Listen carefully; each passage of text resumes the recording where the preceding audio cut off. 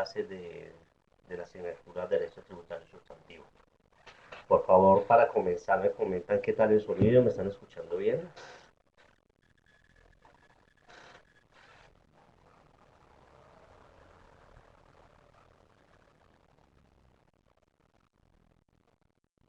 Bueno, listo. Entonces, siendo así, damos comienzo a la clase. Y como quedamos en el día de ayer, al inicio de la clase, voy a atender las sugerencias, preguntas e inquietudes que se hayan desarrollado por lo visto en la clase del día de ayer. No sé qué preguntas tienen, no sé qué inquietudes tienen, qué duda tienen que les despeje. Estoy a disposición de todos ustedes, muchachos.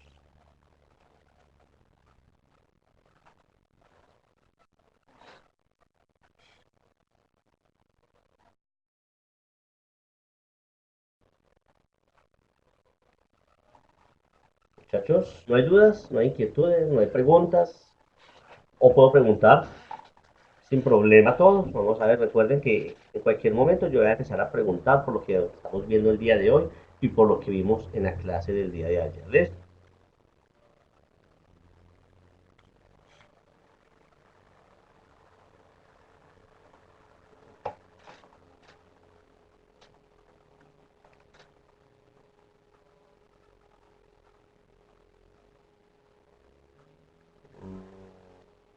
Listo, gracias Valeria. Como que había problemas de internet.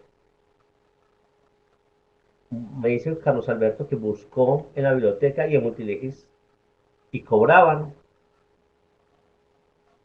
No, muchachos, vamos a ver. Lo que pasa es que, como les decía ayer, ustedes a través de Multilegis, o sea, de la biblioteca de la universidad, ustedes tienen acceso a una cantidad de obras.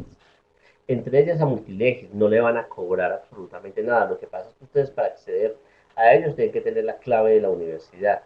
¿Esto? Pero para poder bajar el estatuto, ustedes tienen que primero bajar a su Android la app de Legis Editorial, ¿listo? Para poder bajar toda la información a su app. Pero igual en su computador, en su PC, ustedes tienen acceso a todas y cada una de las obras que ha contratado la universidad con Legis Editores. Entonces sería muy bueno que verifiquen exactamente con su asesor, con su tutor, con alguien de biblioteca, que les pueda colaborar y que ustedes puedan ingresar. Obviamente en ese caso, ustedes pueden entrar a esas obras, consultar, imprimir, mandar a Word, compartir por correo electrónico, pero descargar como tal el estatuto y clicar en la app, no. Ustedes pueden descargar la app de Legis, ingresan con la misma contraseña o crean una contraseña a través de Legis, sea cuando entren por la biblioteca y pueden entrar todas las veces que ustedes crean convenientes en el día. Entonces por favor, les recomiendo la verdad que utilicen bien esa herramienta. Pero preguntas, muchachos, inquietudes sobre el tema ya visto. En estos momentos, ¿cuántos conectamos? En estos momentos tenemos 15 participantes. Tenemos 15 participantes. Vamos a ver, Adriana Lucía, Alba Daniela. ¿Qué preguntas tienen ustedes? ¿Qué inquietudes les quedó la clase del día anterior? Andrés, Angélica, ¿qué dudas tienen? ¿Qué inquietudes les quedó el día de ayer?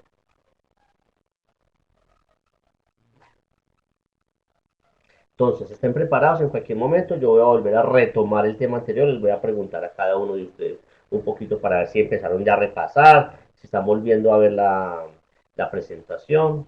¿Sí? Lo ideal es que eso no nos vaya a quedar ahí solamente en la presentación, en el tintero, sino todos, muchachos, todo esto que estamos viendo desde el día anterior, así lo vean ustedes como carreta, como una ilustración general, son bases fundamentales del sistema tributario y eso lo vamos a necesitar cuando ustedes estudien impuestos, cuando hablen de tasas, de contribuciones, de cualquier tributo que le esté cobrando del orden nacional o territorial. ¿Ves? Entonces vamos a hablar del sistema tributario, cómo está conformado en Colombia. ¿Ves? Entonces, el sistema tributario en Colombia básicamente está compuesto por tres hechos. Primero, por unas normas sustantivas, por unas normas procedimentales y por la administración tributaria que es la encargada ¿De qué? De recaudar, de fiscalizar y en otras palabras, de hacer cumplir estas normas sustantivas y estas normas procedimentales. ¿Quién me recuerda cómo se llama esta clase, muchachos? Por favor. ¿Cómo se llama?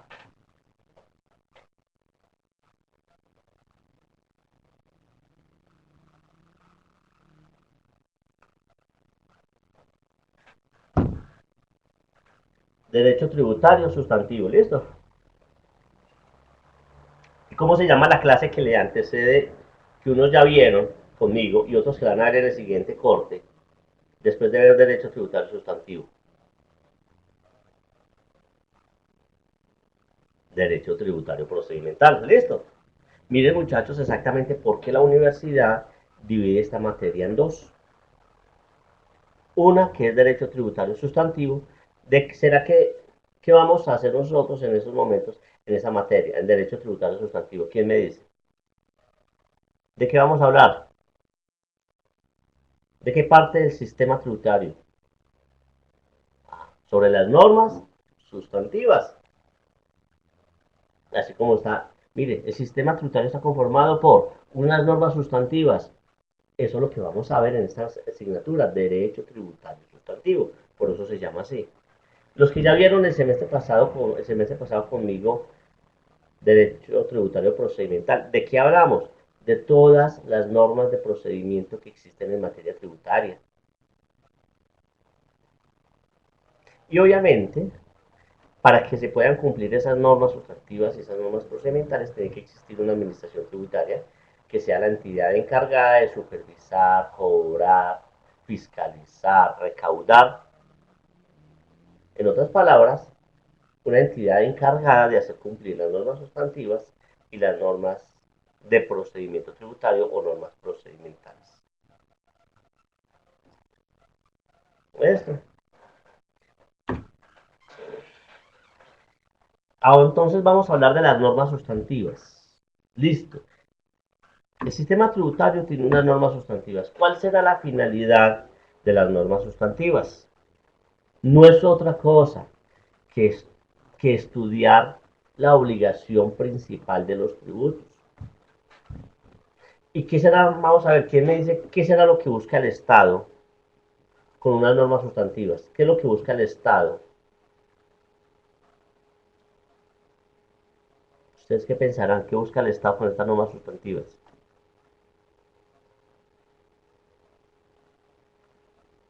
¿Que el contribuyente qué?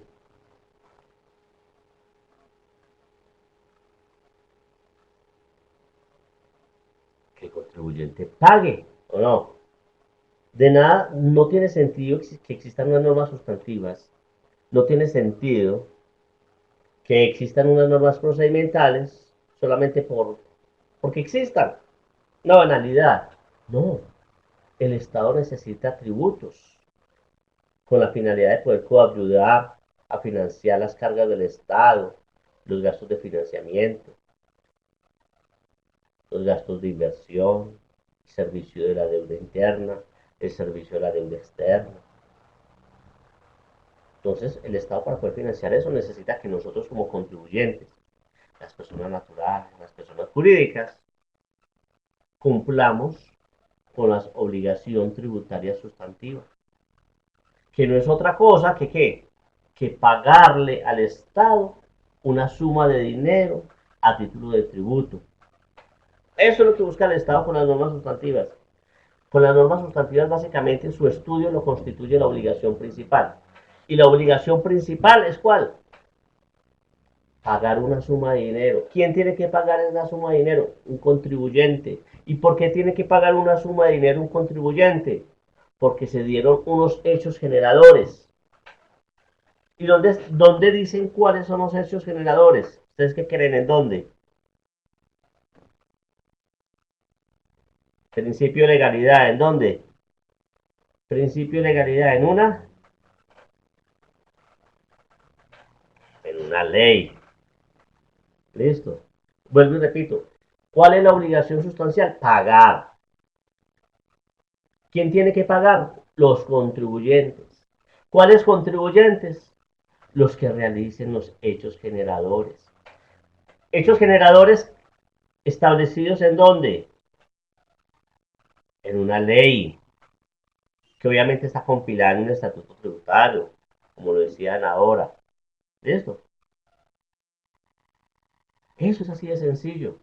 Entonces, Carlos Alberto se fue para un almacén a comprarse una camisa.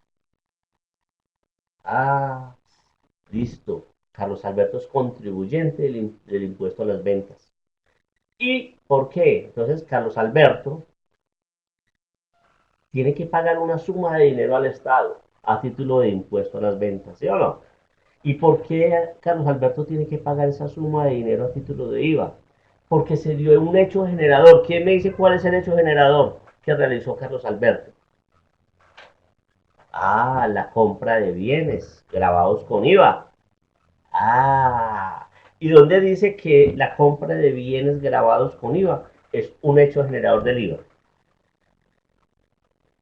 ¿Mm? ¿Dónde dice? En la ley. Listo. Y entonces la ley dice que la venta de bienes corporales muebles que no hayan sido excluidos están grabados con IVA. Así de sencillo. Eso es básicamente lo que habla de las normas sustantivas. Emperatriz jugó esta semana el baloto. ¿Y cómo le parece que Emperatriz se ganó el baloto de 500.000 pesitos? ¿Sí o no? ¿Qué pasa con Beatriz? ¿Es contribuyente o no? Claro, claro que sí. Ah, entonces Emperatriz se ganó una lotería. Ah, ella es un sujeto pasivo, un contribuyente, que se dio el hecho generador de qué? Del impuesto de renta y complementarios. Por tanto, tiene que pagar un impuesto de ganancias ocasionales. ¿Por qué? Se dio el hecho generador. ¿Cuál es el hecho generador? ¿Cuál es el hecho generador? ¿La qué? ¿Obtener qué? Un ingreso a título de loterías. Ah, y en una ley dice que la haber recibido ingresos por loterías, rifas, juegos y similares está grabado con el impuesto a las ganancias ocasionales a tarifa de 10. Eso es lo que está buscando las normas sustantivas. ¿Cómo le parece que Emperatriz con eso que se ganó invitó a todos los compañeros de Derecho Tributario Sustantivo a un restaurante a comer? A todos los estudiantes los invitó a comer. Y allá le cobraron por la cuenta 2 millones de pesos más IVA del 8, más un impuesto al consumo del 8%. 160.000 pesos. Ah, listo. ¿Cuál es la obligación principal? Ah, Beatriz, Emperatriz tiene que pagar, ¿qué? Una suma de dinero a título de tributo. ¿Cómo se llama ese tributo? ¿Cómo se llama ese tributo?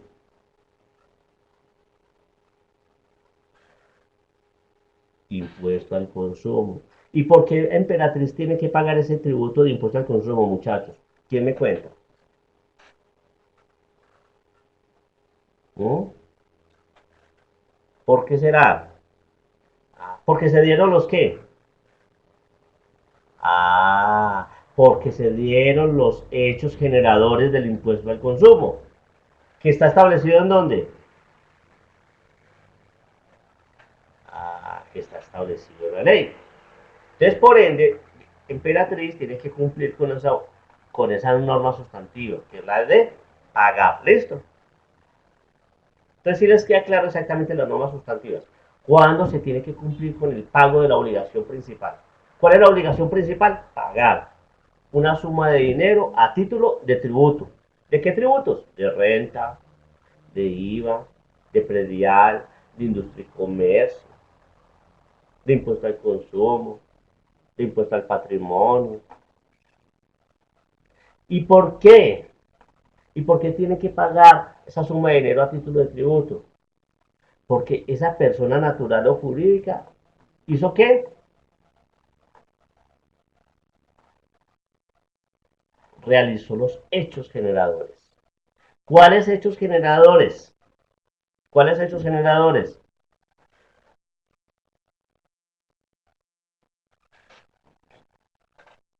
Los previstos en la ley. Estamos hablando aquí de cualquier tributo, ¿sí o no? Los hechos generadores previstos en la ley. Y como se dieron los hechos generadores previstos en la ley, ahí nace algo que se llama la obligación tributaria sustantiva, que es la obligación de pagarle esto. ¿Les queda claro, muchachos, por favor, en qué consisten las normas sustantivas?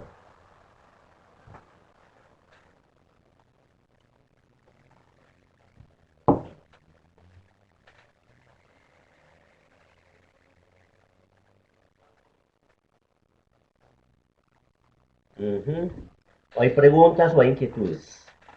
¿Listo? Entonces ya vimos la primera parte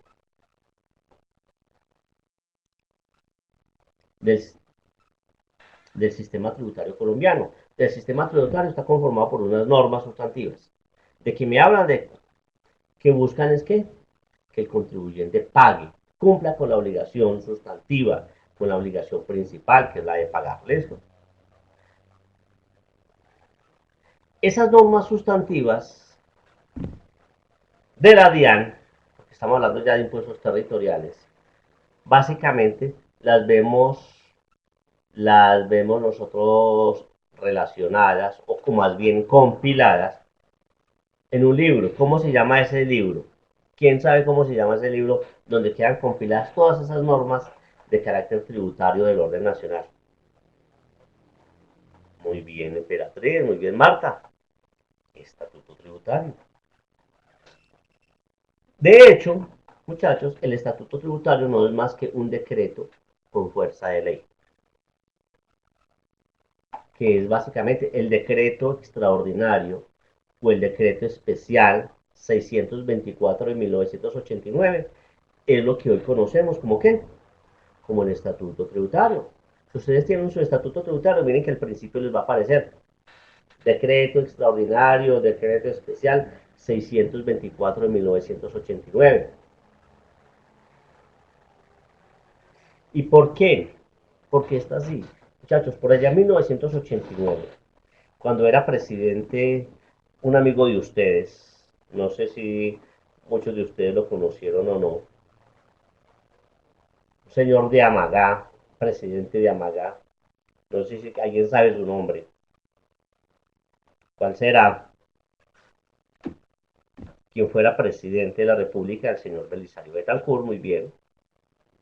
Cuando Belisario Betancourt fue presidente, solicitó autorización, o más bien el Congreso le dio autorización al gobierno nacional para compilar todas las normas en materia tributaria que existían. ¿Qué ocurría hasta 1994, señores?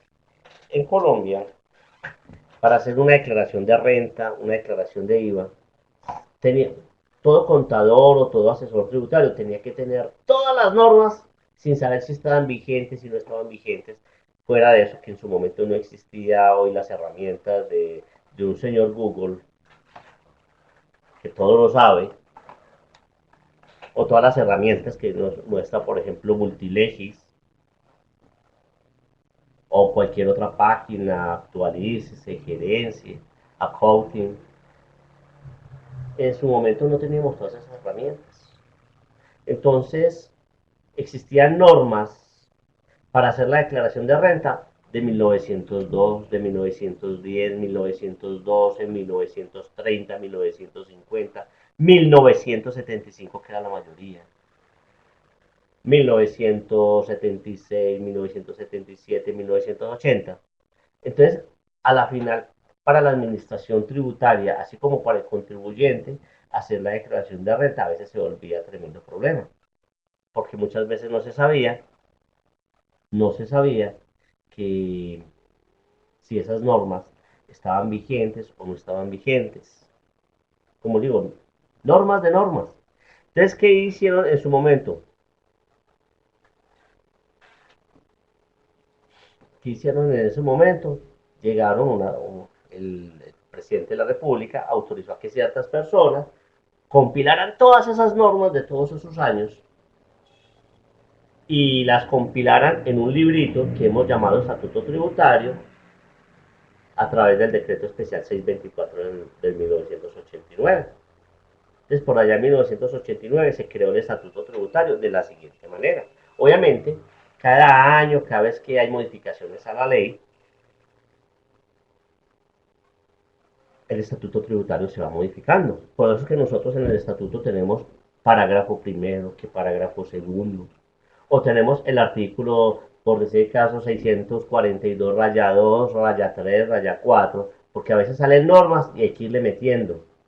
Ah, esto es del 640, entonces agreguemos el 640 raya 1, para irlo metiendo en un orden consecutivo y lógico. ¿Listo? Entonces, por allá en 1989, ¿cómo crearon básicamente este estatuto tributario y que después se le ha ido agregando? Entonces, primero hay un título preliminar que habla de la obligación tributaria y cuáles son los sujetos pasivos, que van del artículo primero al 4 del decreto especial 624 de 1989.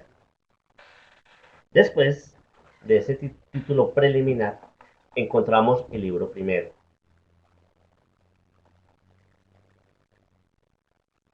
El libro primero y habla del impuesto, de todas las normas que se compilaron que tienen que ver con el impuesto de renta, que habla de ingresos, de costos, de gastos, deducciones, de ingresos no constitutivos.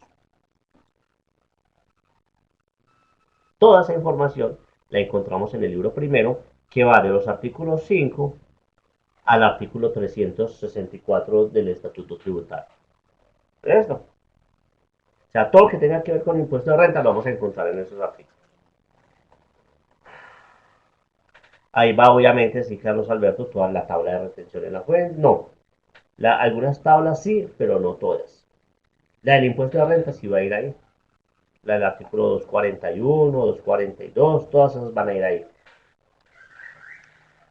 En el libro segundo, que va del artículo 365 al 419 del Estatuto Tributario o del decreto 624 de 1989, vamos a encontrar todo lo que tiene que ver con retención en la fuente, por salarios, por honorarios, por comisiones, por dividendos, por otros ingresos tributarios. Y como les digo, va del artículo 365 al artículo 419. En ese libro segundo también va lo relativo a la retención del impuesto a las ventas. Después pasamos al libro tercero, que habla, inicialmente nació con el impuesto a las ventas. Va del artículo 420 al 513. Posteriormente, cuando fue creado, creo que a través de la ley 1607, se le agregó también en esos artículos el impuesto al consumo, que no existía en Colombia hacia el año 1989. Del libro tercero pasamos al libro cuarto, que habla del impuesto de timbre nacional, que es de los artículos 514 a 554. Este es un impuesto que ha venido desapareciendo. En su momento era un impuesto de los más costosos y gravosos. Hoy por hoy este impuesto de timbre básicamente se cobra por la expedición de títulos valores. Cuando ustedes van a un banco, ustedes ven que si van a comprar una chequera, por cada cheque le van a cobrar, no sé en cuánto estará hoy, si 7, 8, 10 pesos máximo por cada título expedido. A ustedes van a cobrar un impuesto de timbre al momento que ustedes van a sacar un pasaporte, básicamente. Hace tiempo, el impuesto de timbre grababa los contratos, los pagarés. Entonces, si usted hacía un contrato con la alcaldía de 200 millones, le cobraban el 2%, después lo bajaron al 1%, después lo bajaron al 0,5% y ya desapareció. Entonces, antes de hacer un contrato, fuera de todo lo que le cobran, estampillas, también tenía que pagar un impuesto de timbre del 2%, después del 1% y después del 0,5%. Si yo iba a hacer un crédito con un banco de 100 millones, también me cobran el impuesto de timbre y se lo tenían que pagar a la administración tributaria. Si yo hacía un crédito de 200 millones, tenía que pagarle 4 millones de impuesto de timbre. Como le digo, ese tipo de figuras ya viene desapareciendo y el impuesto de timbre ha quedado rezagado básicamente a cierto tipo de operaciones que tienen que ver con el pasaporte y con los títulos valores. No más. Del libro cuarto, mire que ya nos pasamos al libro sexto. Después vamos a ver qué pasa con el libro quinto. El libro sexto Ese obviamente no existía en el decreto 624 del 89. Ese fue agregado al estatuto tributario cuando fue creado en el gobierno de Andrés Pastrana, si no estoy mal. Entonces agregaron el libro sexto que habla de gravamen a los movimientos financieros. No me acuerdo si es Andrés Pastrana o Gaviria. ¿Sí? Es que creo que fue con Andrés Pastrana que nació ese tributo. ¿Sí? Y entonces el gravamen, si ustedes van a buscar toda la normatividad correspondiente al gravamen a los movimientos financieros, simplemente cogen el estatuto tributario, o sea, el decreto especial 624 del 89, del artículo 870 al artículo 880. Y encontramos el libro octavo que habla del monotributo del artículo 903 al 916. ¿Listo?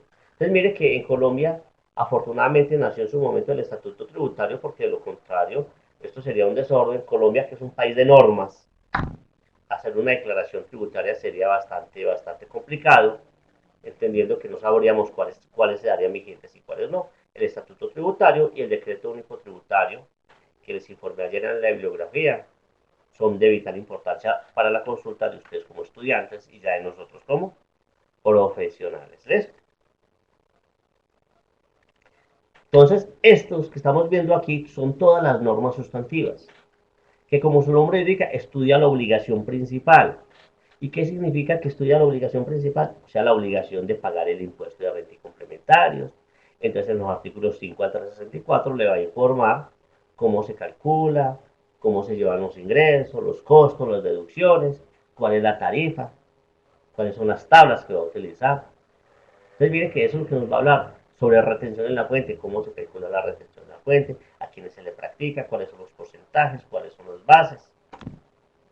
En el libro tercero va a hablar de la norma sustantiva de cómo se calcula el impuesto a las ventas, cómo se calcula el impuesto al consumo. Es básicamente eso. El libro cuarto, cómo se calcula, cómo se cobra el impuesto de timbre nacional. El libro sexto, cómo se cobra, cómo se calcula el gravamen a los movimientos financieros. El libro octavo, cómo se calcula el monotributo, cómo se cobra. Entonces mire que es básicamente lo que está estudiando. Está estudiando la obligación sustancial y la obligación principal. ¿Qué busca el Estado? Recaudar dinero a título de tributo, ya sea del impuesto de renta, ya sea de retención en la fuente, ya sea de impuesto a las ventas,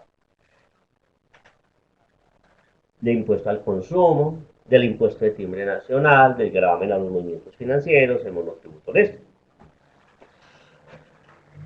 Entonces, con este diagrama, muchachos, o con esta presentación, simplemente les quiero, valga la redundancia, presentar el estatuto tributario, cómo está compuesto, cómo está conformado, de qué artículo a qué artículo va. Ahora no me van a decir ustedes, como alguna vez me dijeron, profe, todos los días me voy a leer 10 artículos del estatuto tributario en su momento. Yo le dije a esa estudiante en su momento, se me va a enloquecer. El estatuto tributario, el estatuto tributario es de consulta. Si usted tiene dudas de cómo se calculan los ingresos, cuáles son los costos y deducciones, léalo. Pero no es de llegar y de leerlo porque no va a encontrar de pronto lo que necesita. Se va a llenar de información que muchas veces no le va a servir. Listo, preguntas muchachos, inquietudes sobre las normas sustantivas. Miren por qué le decimos que estudia la obligación tributaria sustancial, o sea, la obligación de pagar una suma de dinero a título de tributo. ¿De cuáles tributos? De cualquiera de estos. Una vez se den que los hechos generadores del impuesto de renta que están contenidos en los artículos 5 al 364 o de IVA del 420 al 513. Eso es lo que estamos viendo, ¿listo? Eso es lo que estudian las normas sustantivas y por eso les digo, esta materia vamos a hablar de cómo se calcula el impuesto de la renta, cómo se calcula el impuesto a las ventas. Eso es lo que vamos a tratar de verles. Muchachos, preguntas, inquietudes.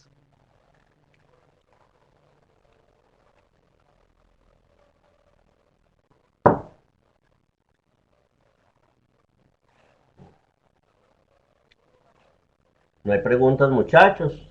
¿Eso es que todo está muy fácil o todo está muy confuso? ¿Cuál de las dos?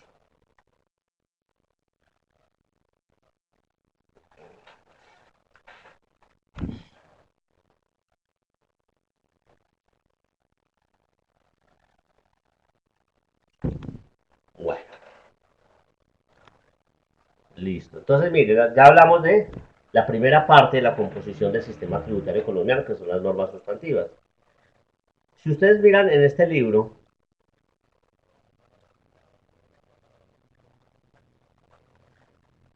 ¿qué nos falta ahí? En su orden nos falta el libro número qué,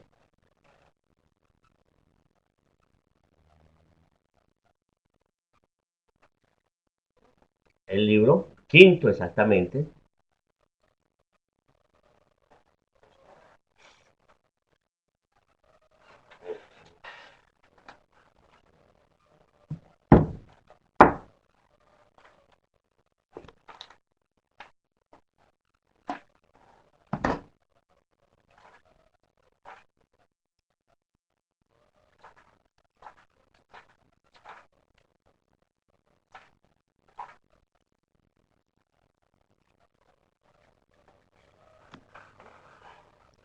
Bueno, entonces aquí me preguntaba, muchachos, ¿quién me preguntaba? Vamos a ver.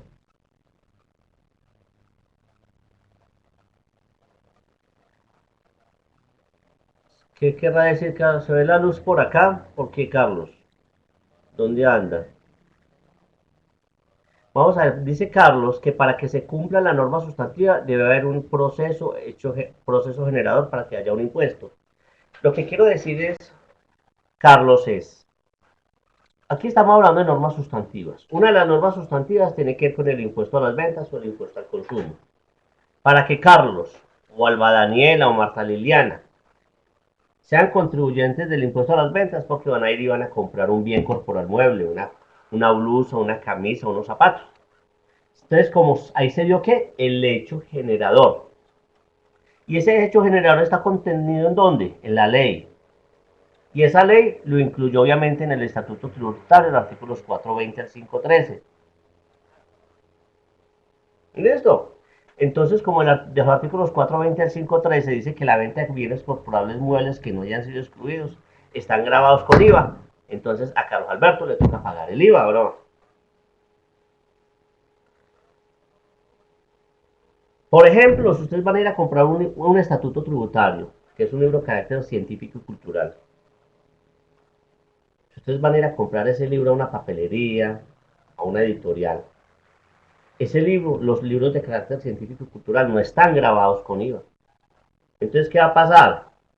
¿Se dio el hecho generador o no? ¿Ustedes qué piensan? Carlos Alberto fue y compró. Carlos Alberto fue y compró un estatuto tributario. ¿Se dio el hecho generador del IVA?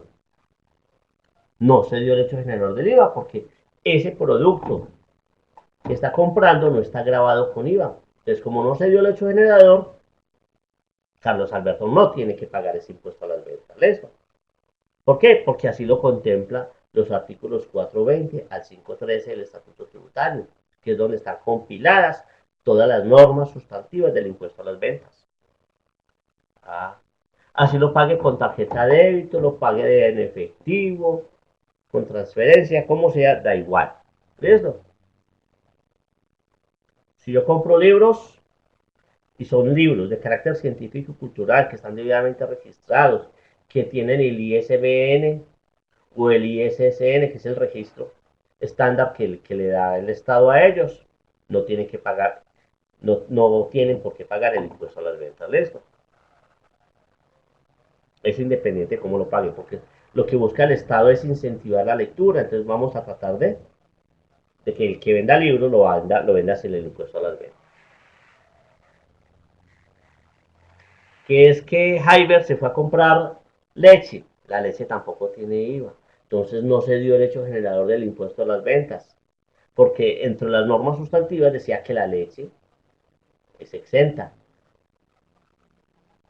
¿Listo? ¿Sí me entienden exactamente lo que quiero yo, muchachos, ahora? Entonces les estaba diciendo que del libro cuarto nos pasamos al libro quinto. El libro quinto no hace parte de las normas sustantivas del estatuto tributario, del sistema tributario. ¿Por qué? Porque el título quinto habla de las normas procedimentales. Eso, las que ya estudiaron conmigo, algunos que ya vieron esa materia de derecho tributario procedimental, y los que apenas la van a ver, apenas terminemos este módulo, van a ver derecho tributario procedimental conmigo, espera, que es una materia que tengo asignada ya para empezar el marzo. Y entonces, ¿de qué habla ese libro cuarto? Como su nombre lo indica, tenemos normas de procedimiento. Y ese conjunto de normas, ¿qué es lo que busca?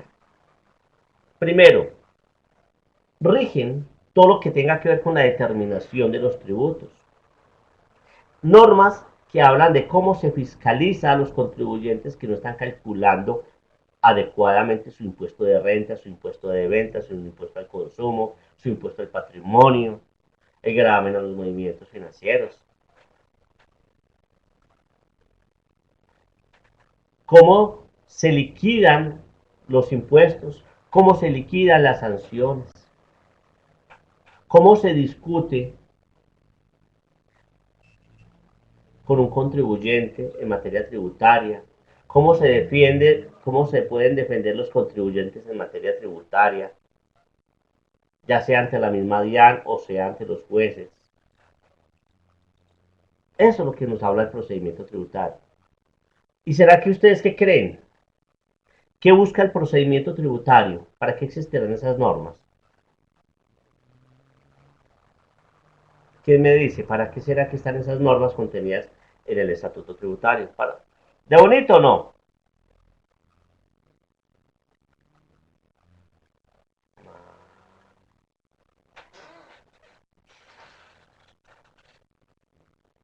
Para hacer cumplir las leyes.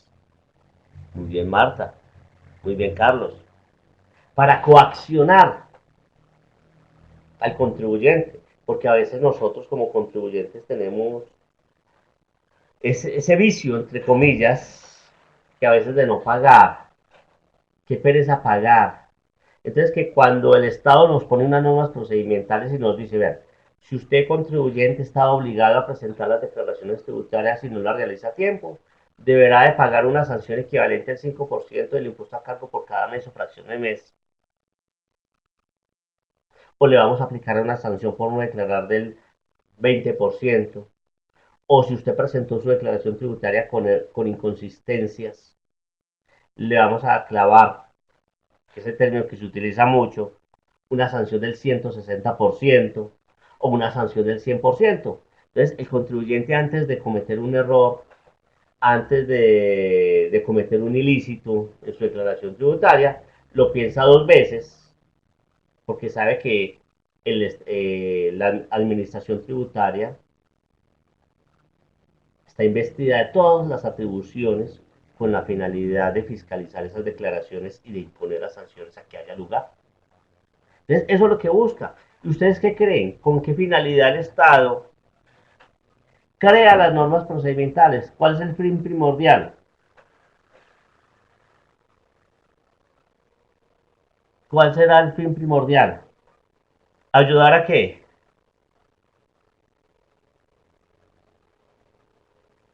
Facilitar, muy bien, Marta Liliana, facilitar el cumplimiento. ¿Ayudar al cumplimiento de qué? ¿De que se cumpla el pago de qué?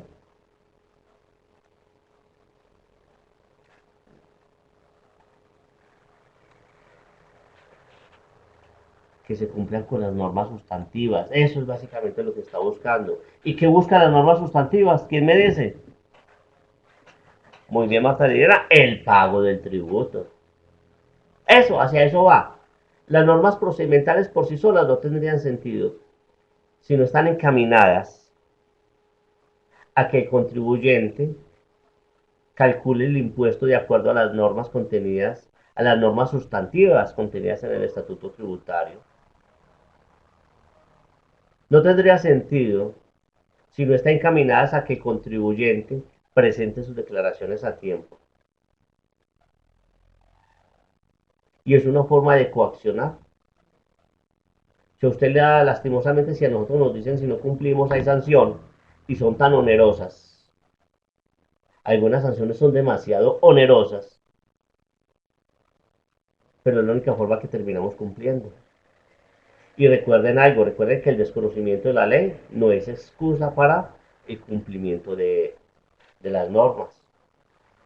Y hay personas que sin tener ingresos, teniendo poquito patrimonio, las sanciones son mucho más altas de lo que ellos mismos poseen. ¿Esto?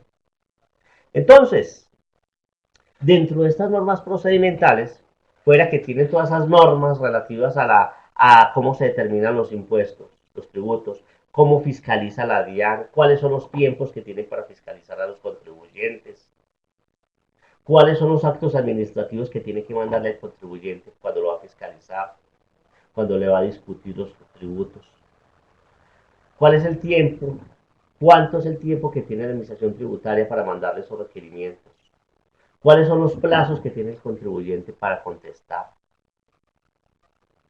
cómo se puede defender el contribuyente ante la misma DIAN, porque la DIAN no es palabra de Dios.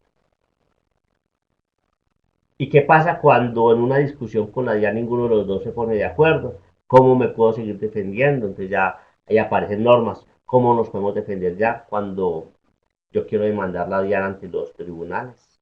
Todo eso es lo que vamos a ver ahí. Y fuera de eso,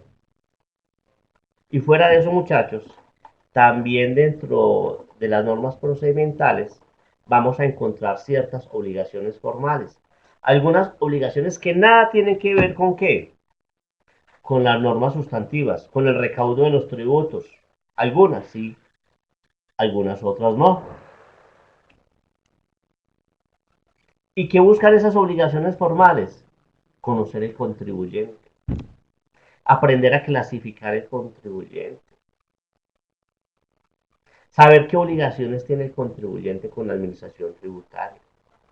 Y de una u otra forma facilita que la DIAN sea provista de herramientas con la finalidad de fiscalizar de mejor forma a cada uno de los contribuyentes. ¿Esto? Entonces, y esas obligaciones formales las podemos clasificar en obligaciones formales o accesorias, o sea, obligaciones formales que tienen que ver con la obligación sustantiva, con la obligación de pagar un impuesto. Y hay otras obligaciones formales que nada tienen que ver con algún tributo, con algún impuesto, pero que la administración tributaria nos obliga a cumplirlas para ciertos labores estadísticos y de control que puede hacer la administración tributaria. Vamos a mirar exactamente cuáles son esos tipos de obligaciones formales que están contenidas en el Estatuto Tributario, que algunos ya la vieron el semestre pasado cuando vieron Derecho Tributario Procedimental. ¿Sí? Son estas. Una obligación formal. ¿Ustedes qué creen? ¿Presentar declaraciones es una declaración formal accesoria a las normas sustantivas o será no accesoria? O sea, ¿tiene que ver con el cumplimiento de alguna obligación sustantiva o no?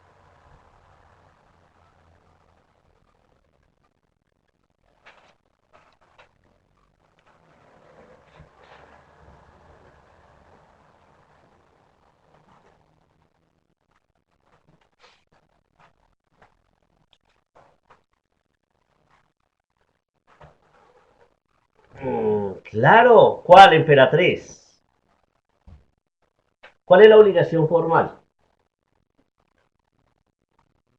Porque, vamos a ver, Carlos Alberto, tiene que ver con la ley tributaria. ¿Por qué?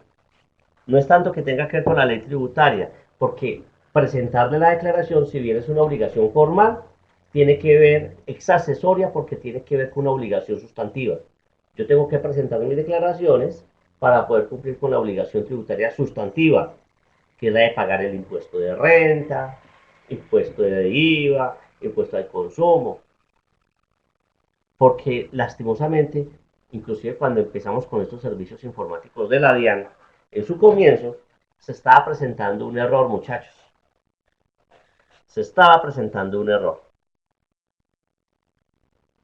Y que hace unos años, creo que era en el gobierno de Álvaro Uribe, dieron una especie de amnistía porque se dieron cuenta que mucha gente que no conocía mucho los sistemas informáticos, contadores y no contadores,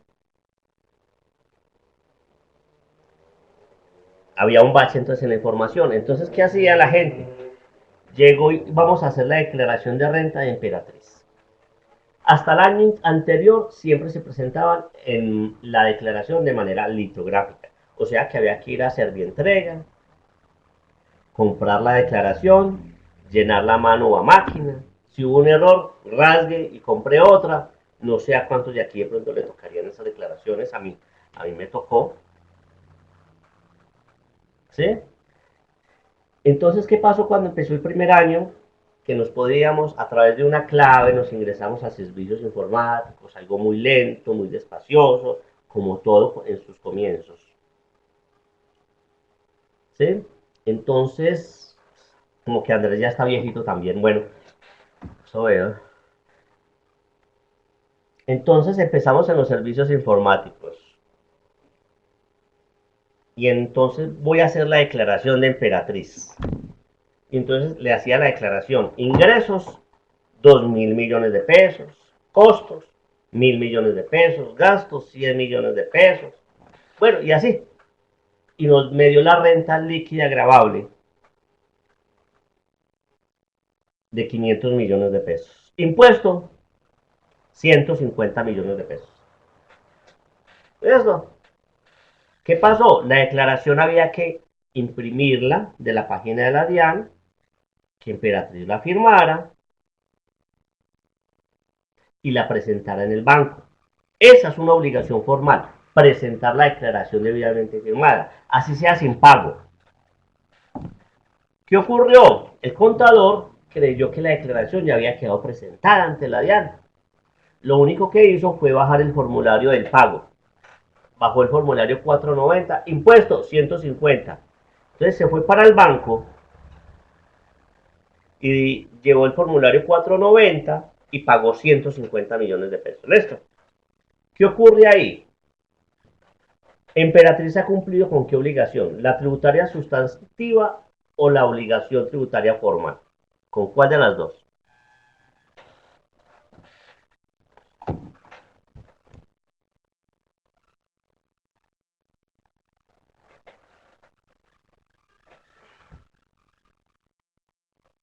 Están todos equivocados. ¿Cuál es la obligación tributaria formal? Presentar la declaración. ¿Será que Emperatriz presentó la declaración? No, solamente la llenó en la página de la DIAN y se le olvidó imprimirla y firmarla. Cumplió con la obligación ¿qué? Sustantiva. ¿Y cuál era la obligación sustantiva? Pagar. Entonces, ¿qué pasó al tiempo? La DIAN al tiempo le mandó un requerimiento a Beatriz y le dijo, señora Emperatriz, disculpe, usted no ha cumplido con su obligación tributaria de presentar la declaración de renta del año 2007. No me acuerdo en qué año empezaría eso. Ah, y Emperatriz que dijo, sí, sí, mi contador me la hizo y mira aquí el recibo, 150 millones. Fue a la DIAN. Y en la DIAN que le dijo, ay, doña Emperatriz, usted sí, sí, sí, usted cumplió con la obligación de pagar, pero usted para pagar primero tenía que presentar la declaración, informarme cuáles eran los ingresos, los costos, los gastos, de dónde salieron esos 50 millones de pesos. Entonces, ¿qué le dijo el funcionario de la DIAN? Tiene que presentar la declaración y pagar las sanciones. Y supongamos que se dieron cuenta a los 6 meses, muchachos. A los 6 meses, ¿sabe cuánto le vale la sanción? 45 millones de pesos. Eso le vale con ese impuesto que ya tuvo que haber pagado. O sea, pagó el impuesto el día que es. El día que es, pagó el impuesto. Pero por no haber cumplido con su obligación formal, es como si no hubiese presentado la declaración de renta. Entonces, de una vez, ¿y cómo calculamos? Cogemos los 150 millones, lo multiplicamos por el 5% y por 6 meses. Eso nos da 45 millones de pesos. ¿Listo? Entonces, eso pasó en su momento. Entonces, el gobierno en ese tiempo, después de un tiempo, se dio cuenta que eran muchas las declaraciones que estaban, que mucha gente había pagado y no había presentado la declaración. Dijo a la DIAN, vea, ¿sabe que baje todas esas declaraciones que la gente presentó en el sistema y hágalas como si lo hubiesen presentado?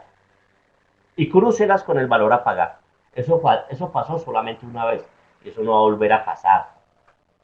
Esto, para los que les gusta hacer declaraciones, toda declaración, el que no tenga firma electrónica tiene que imprimirla, firmarla y presentarla en el banco, junto con el registro único tributario. ¿Listo? Entonces miren, una cosa es presentar declaración, obligación formal, y otra es pagar. En muchos casos, en la misma declaración tributaria se cumple con las dos, con la obligación tributaria formal, o sea, presentar la declaración, y el pago no. Cuando nosotros hacemos una declaración de IVA, o una declaración de retención en la fuente, ahí mismo, en el mismo formulario se está pagando a veces.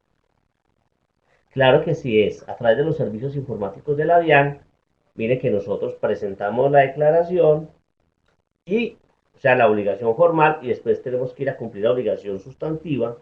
¿Con qué? Con el formulario 490, que es el recibo oficial de pago en bancos. ¿Listo? Entonces, presentar la declaración de renta es una obligación formal o sustantiva, muchachos. Presentar la declaración.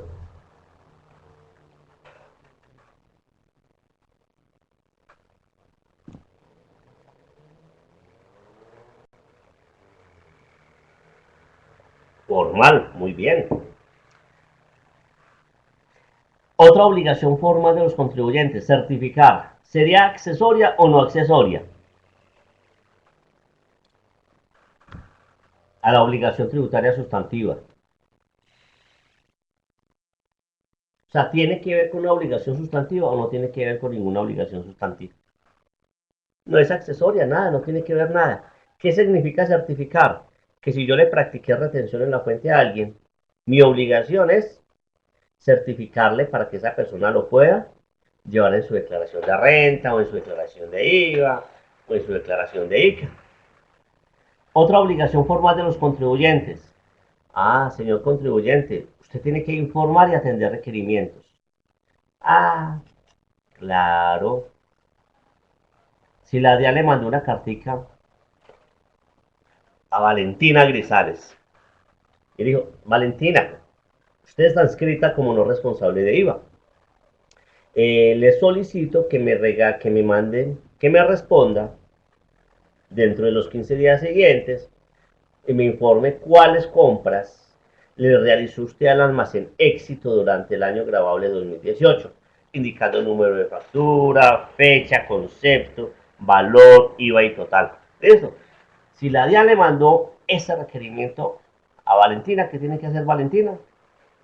Cumplir esa obligación formal. ¿Y qué pasa si Valentina no cumple esa obligación formal?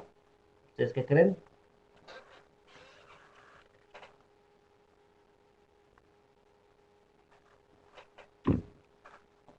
Obviamente, sí, la administración tributaria le impone una sanción por no atender ese requerimiento. ¿Esto? Otra obligación formal, informar la dirección y la actividad económica. Pilas con esto. Si yo no informo la dirección o la informo errada, la administración tributaria me puede imponer una sanción de hasta dos VTs por cada día de demora. O sea que si alguno de ustedes tiene la dirección mala en el RUT, a través de la página de internet ustedes la pueden cambiar. Y si no tienen acceso, vayan y soliciten clave, hagan lo que tengan que hacer en la DIAN y corrijan todo eso. Porque el día de mañana la administración tributaria le podría mandar a ustedes un requerimiento, una cartica, y se las devuelven, ya automáticamente la administración tributaria tiene las pruebas de que usted tiene la dirección mal. Y entonces, si yo me demoro un mes para cambiar mi dirección, ¿cuánto me vale la sanción? 35.607 por 2, o sea, 71.214 pesos diarios por 30 días. O sea, una persona que se demore un mes para cambiar su dirección, la sanción son 2.136.000 pesos. Si yo tengo la actividad económica errada en el RUT, también cobran una sanción. ¿Y por qué será que la administración tributaria necesita saber cuál es la actividad económica, muchachos? ¿Ustedes qué creen? ¿Por qué será?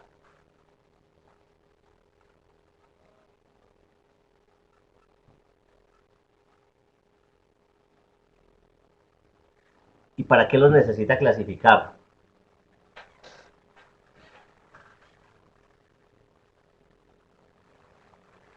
Sí, es una de esas muy bien, Emperatriz, para determinar cuáles son las responsabilidades de cada uno de los contribuyentes. ¿Para qué más?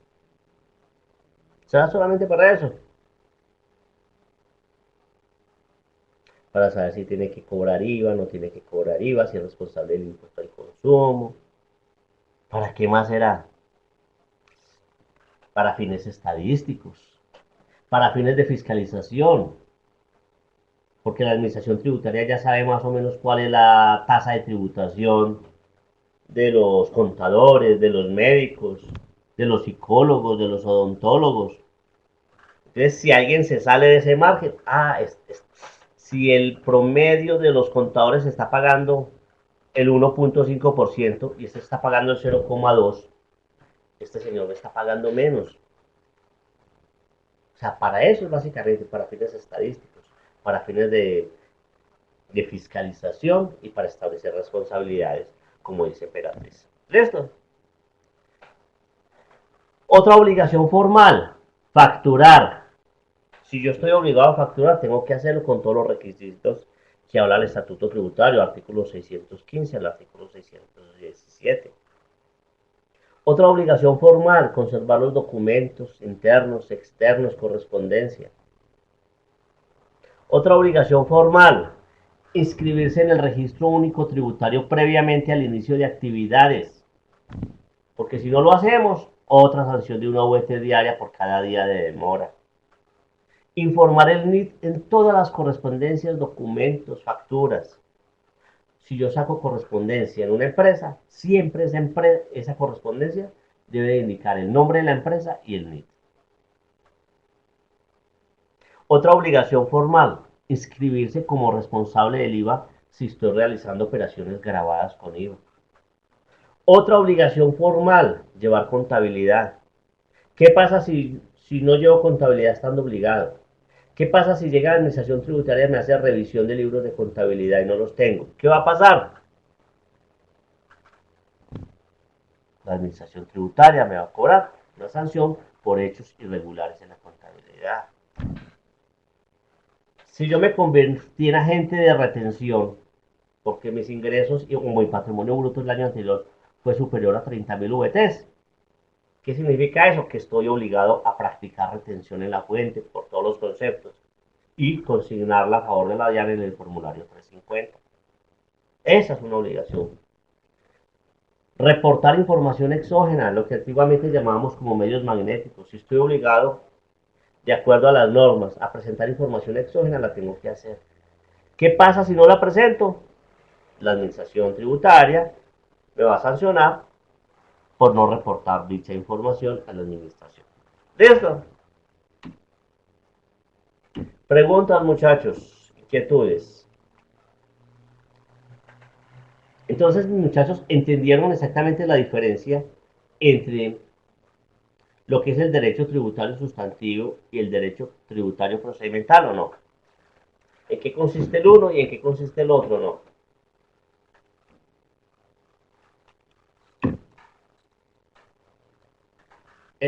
Ese silencio, ¿qué significa, muchachos? ¿De qué nos va a hablar el derecho tributario sustantivo? Vamos a ver. ¿De qué nos habla el derecho tributario sustantivo? De la obligación tributaria sustancial, que es ¿cuál? La principal, el pago. ¿El pago de qué? El pago de una suma de dinero a título de tributo. ¿Y por qué ese contribuyente tiene que pagar esa suma de dinero a título de tributo? Porque se dieron unos ¿qué? Se dieron unos ¿qué, muchachos? Hechos generadores. Esos hechos generadores, ¿en dónde están previstos? ¿En dónde dice cuáles son esos hechos generadores? previstos en la ley. Y esos hechos generadores previstos en la ley dan origen a algo que vamos a ver inmediatamente, que se llama la obligación tributaria. ¿De esto? ¿Cuándo hay una obligación tributaria?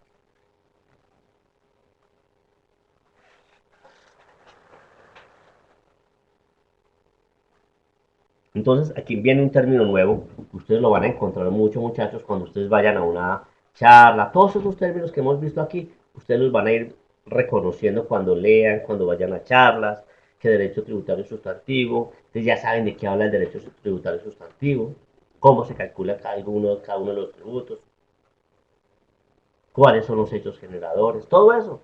Y cuando ustedes hablen del derecho tributario procedimental, ya saben qué consiste, que son esas normas de fiscalización, de recaudación, de mandamiento de pago y todas aquellas obligaciones formales que tiene que cumplir el contribuyente para una adecuada administración de los tributos. Entonces, hay un término que ustedes lo van a escuchar y lo van a ver y lo van a leer constantemente que se llama la obligación tributaria. ¿Y qué es eso de la obligación tributaria, muchachos? No es más que un vínculo, como lo dice la diapositiva, un vínculo de derecho público, porque se rige por el derecho público, por normas legales de derecho público, de estatuto tributario. Ese vínculo de derecho público se va a dar entre quién? Entre un contribuyente, que de aquí en adelante vamos a llamar como sujeto pasivo, y entre otro personaje, que es el Estado o el fisco, que vamos a llamar de aquí en adelante como sujeto activo. ¿Listo?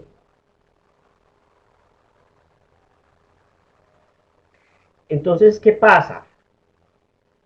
Ese vínculo que se da entre el contribuyente y el Estado, o en otras palabras, entre el sujeto pasivo, que es el contribuyente, y el sujeto activo, que es el Estado, se da la obligación tributaria en la medida que el contribuyente o sujeto pasivo tiene que pagar una suma de dinero, ¿de qué? A título de tributo al sujeto activo, como lo dice aquí la diapositiva, que es el titular de la potestad tributaria. Aquí en Colombia, ¿quién es el titular de la potestad tributaria? ¿Quién es? ¿Ustedes qué quieren? ¿Quién creen que es? ¿Quién es? Díganmelo a ver. El Estado, muy bien, Carlos Alberto. Emperatriz, no. El Estado colombiano es el titular de la potestad tributaria. ¿Listo? Entonces, ¿qué hace el Estado colombiano a través del Ministerio de Hacienda? ¿Qué hace? Le dice, delegó esa función de administración, recaudo, cobro y fiscalización en una entidad adscrita al Ministerio de Hacienda que se llama Dirección de Impuestos y Aduanas Nacionales. Dijo, señores Diano, ustedes son los encargados de cumplir, de hacerme cumplir la obligación, las normas sustantivas, y ahí tienen ustedes las normas de procedimiento para ayudarles a recaudar eso de buena forma.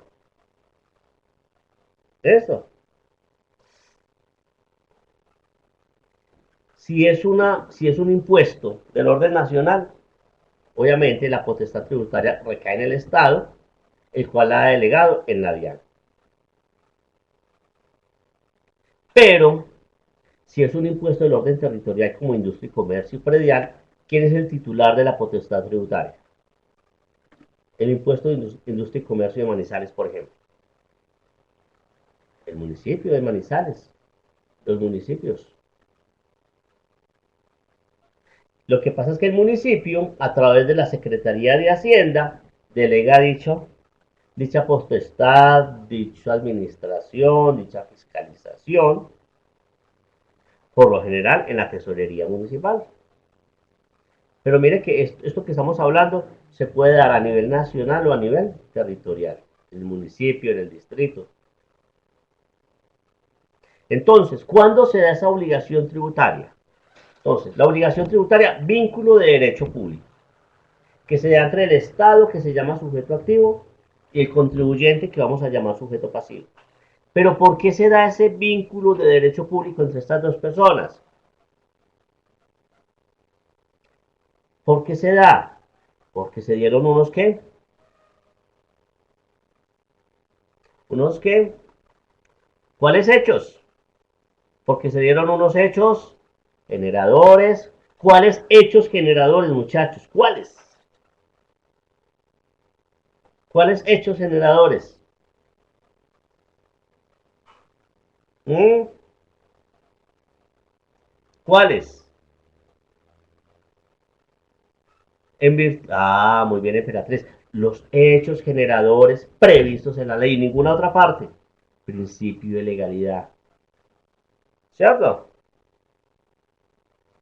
Entonces, como se dieron esos hechos generadores previstos a la ley, el sujeto pasivo tiene que pagarle una suma de dinero al sujeto activo, que es el Estado, a título de tributo. Entonces, ahí es donde se da qué. Se habla que tenemos el nacimiento de la obligación tributaria. Cuando se dieron los qué, los hechos generadores.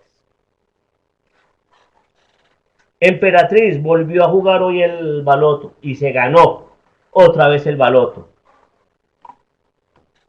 La pregunta es, ¿ya hay obligación tributaria o no? ¿Ustedes qué piensan? ¿Ya existe esa obligación, ese vínculo de derecho entre Emperatriz y el Estado o no?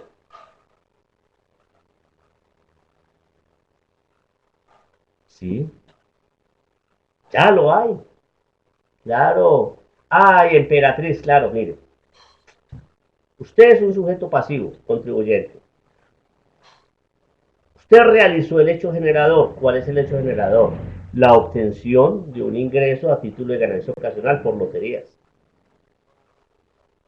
Entonces, como usted se lo ganó, ya hay un vínculo entre usted y el Estado, mediante el cual usted como contribuyente tiene que pagarle una suma de dinero al Estado a título de ganancias ocasionales. Es eso, la obligación tributaria. ¿Sí? Es básicamente eso. Y así como la obligación tributaria la podemos clasificar en dos. Primero, la obligación tributaria sustantiva u obligación tributaria sustancial, que no es otra cosa que la obligación de qué? De pagar el tributo, de pagar el impuesto de ganancias ocasionales, como en el caso de Emperatriz en el ejemplo. No es más que eso. Pero también nacen otras que obligaciones formales. Entonces decimos que hay una obligación tributaria formal. ¿Y cuáles son esas obligaciones tributarias formales?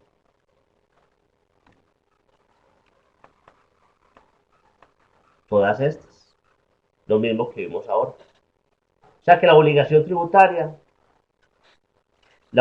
tributaria puede ser sustancial, o sea que tiene que ver con el pago del tributo, o puede ser formal, con el cumplimiento de ciertos deberes y obligaciones formales de los contribuyentes, como inscribirse en el RU, llevar contabilidad, facturar, atender requerimientos, presentar información exógena, conservar documentación, todo ese tipo de cosas. Eso.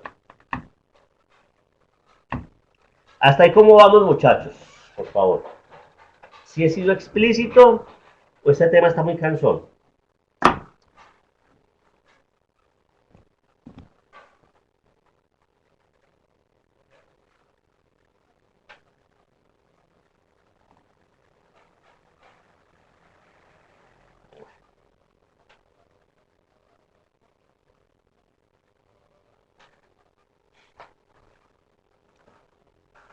A veces me enredo un poco, ¿por qué, Carlos?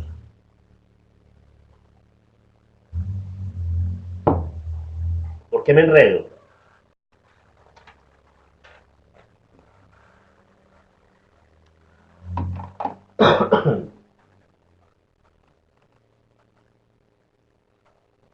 Bueno, vamos a ver. No sé si hay preguntas, si hay inquietudes antes de continuar con otro tema adicional. Que todo está enlazado, muchachos.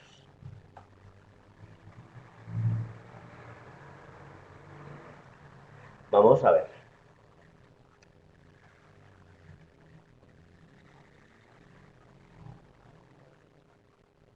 pero vamos a ver que los sustantivo tiene que ver con el pago, cómo se calcula, cómo se define quiénes tienen que pagar IVA, impuesto de renta. Y formal es simplemente, básicamente, el cumplimiento de ciertas obligaciones formales, ese derrotero que vimos ahí, y todas las normas de fiscalización que tienden a que el contribuyente pague esa obligación tributaria sustantiva. ¿Sí o no? Eso es lo que vamos a encontrar ahí. Y lo que vamos a ver en esta materia, a partir de este momento que vamos a empezar, es hablar de normas sustantivas. Miren que ya vamos a empezar, ya vamos a hablar ya del deber de contribuir. ¿Sí? Entonces vamos a hablar de puras normas sustantivas. ¿Cómo se calcula el impuesto de renta? ¿Cómo se calcula el IVA? ¿Listo? Los invito nuevamente, muchachos. El día de mañana les está llegando a ustedes el enlace. Vuelvan y escuchen la grabación detenidamente y si tienen dudas, la próxima semana, el próximo lunes, antes de comenzar las clases, me pueden indicar cuáles fueron esas dudas. Y yo con mucho gusto trataré de aclararlas. ¿Listo?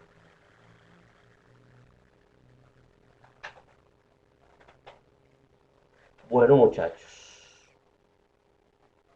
les voy a hacer una pregunta. En estos momentos hay 16 estudiantes conectados. No quiero que ninguno se me pase responderme a la pregunta. Yo solamente me digan la pregunta. Aquí hay 16 participantes. Solamente me dicen sí o no. Es lo único que tienen que decir. Daniela, claro que sí, yo los voy a enviar en el curso de esta semana. Yo les envío las diapositivas. ¿Listo?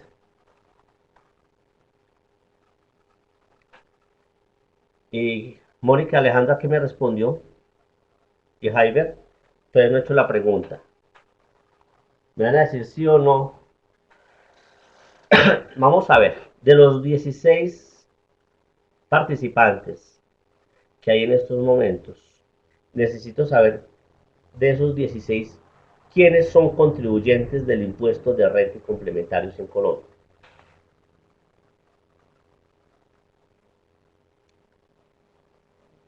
Daniela no, Jaiber no, Marta Liliana, muchos, unos que sí. Bueno, vamos a ver. Andrés, ¿usted por qué es contribuyente?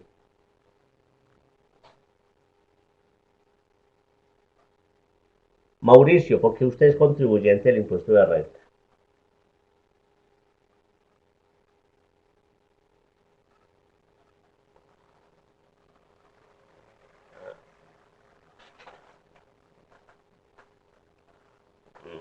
¿Por qué será? Entonces, muchachos, vamos a ver. Yo aquí les hice una pregunta. De los que hay aquí, ¿quiénes son contribuyentes del impuesto de renta? Unos me decían que sí, otros me decían que no. Yo les hago una preguntita. ¿Se acuerdan ayer que estamos hablando de, qué pena hablar esos ejemplos? Muchos dirán que soy excluyente. No, son términos que yo utilizo como para dar claridad. Hay un indigente que le encanta dormir al lado del Bolívar Cóndor aquí en Manizales para los que ya lo conocen. Y ese es su hogar. Y él vive el reciclaje y lo que le dé la gente. ¿Ustedes qué creen? ¿Esa persona es contribuyente del impuesto de renta o no? Daniela dice que no, Andrés García dice que sí, que Andrés le hace la declaración,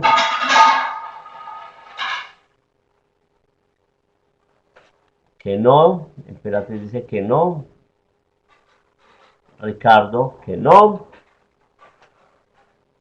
Marta que tampoco. Bueno, muchachos, vamos a ver. Les voy a cambiar la preguntita. Inclusive me estoy adelantando al tema de la próxima semana, pero bueno. De los que hay aquí, no, para que se vayan acordando, ¿quiénes son declarantes del impuesto de renta? Digan sí o no, no más.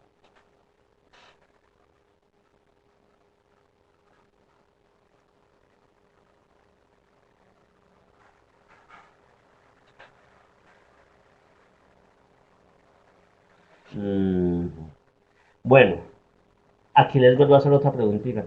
¿Qué diferencia hay en las dos preguntas que yo hice?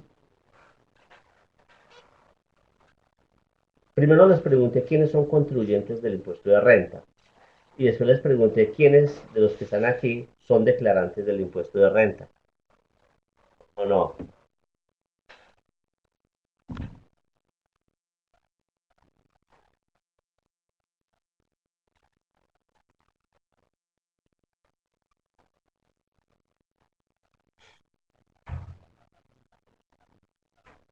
Mm, vamos a ver, ¿qué me están diciendo acá?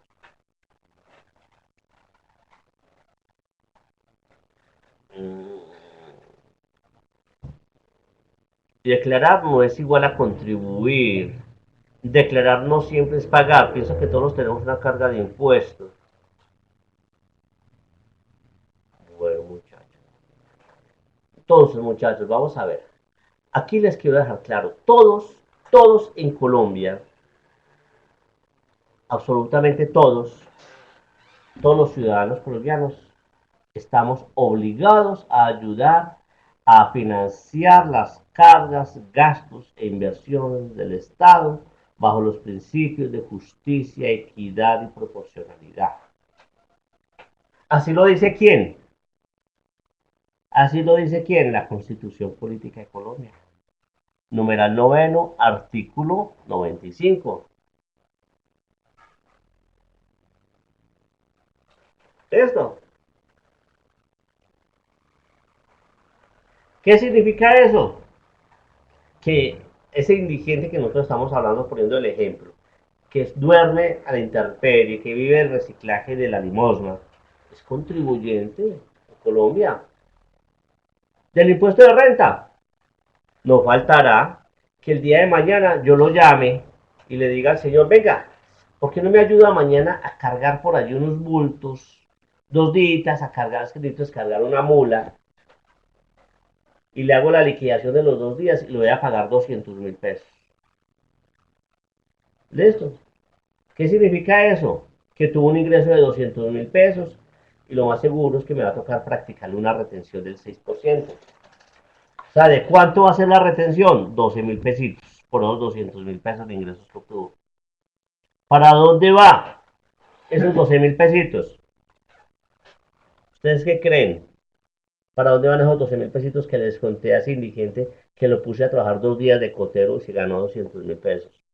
Para la DIAN en el formulario 350, ¿o no? Oh. Y supongamos que eso fue lo único que se ganó en el año este señor. ¿Cuánto de ingresos tuvo en todo el año 2019? ¿Cuánto tuvo de ingresos? 200.000 pesos, muy bien. ¿Será que este señor tiene que declarar renta? Mire que es diferente.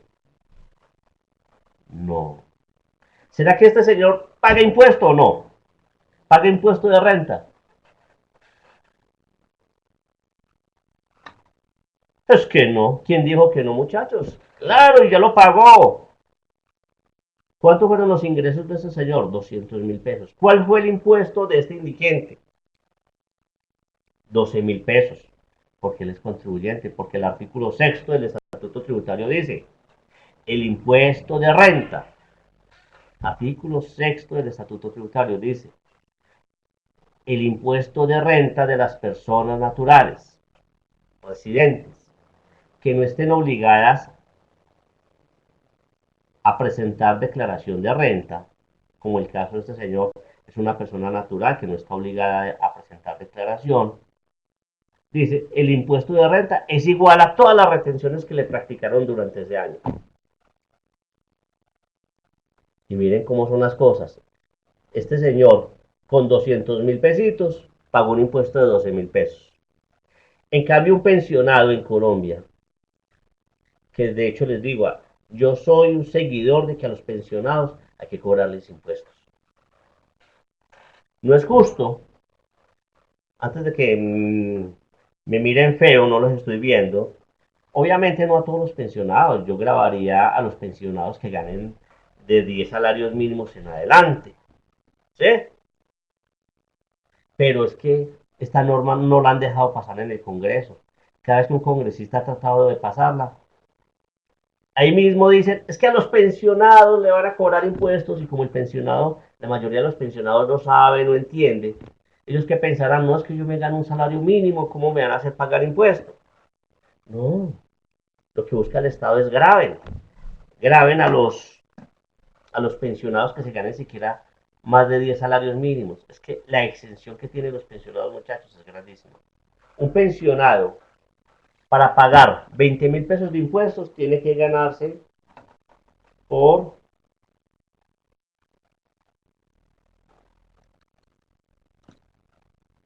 tiene que ganarse 450 millones de pesos para pagar 20.000 pesitos.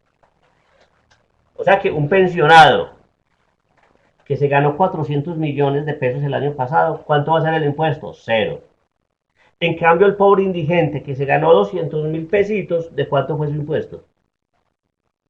12.000 pesitos. Esa es una de las exenciones bárbaras que existen en este país.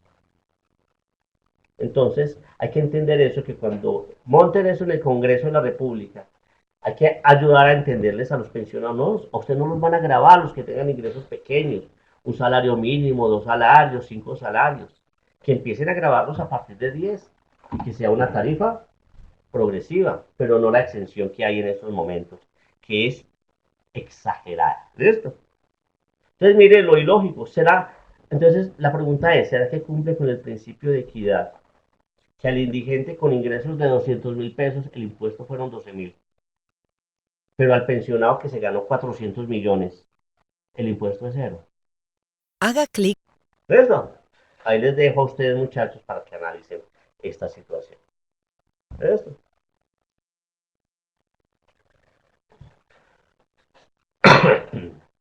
Entonces, muchachos, vamos a ver.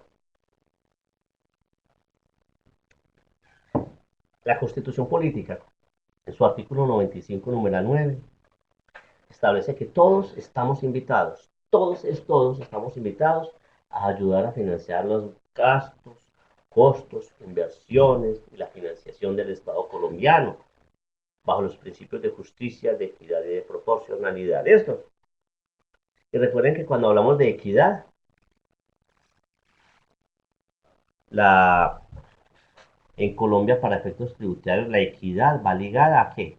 A la capacidad contributiva. ¿Qué quiere decir eso? Que el que tenga una capacidad contributiva alta, el impuesto es alto.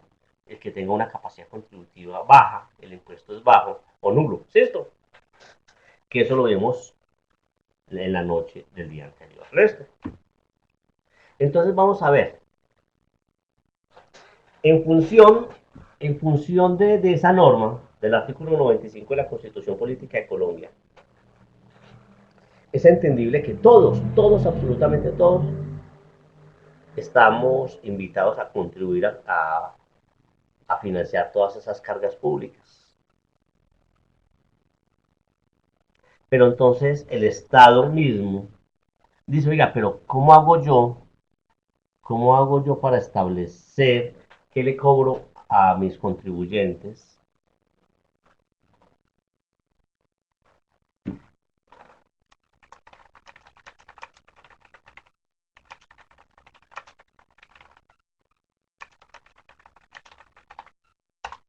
¿Cómo hago para cobrarle a mis contribuyentes, a mis ciudadanos, a mis empresas?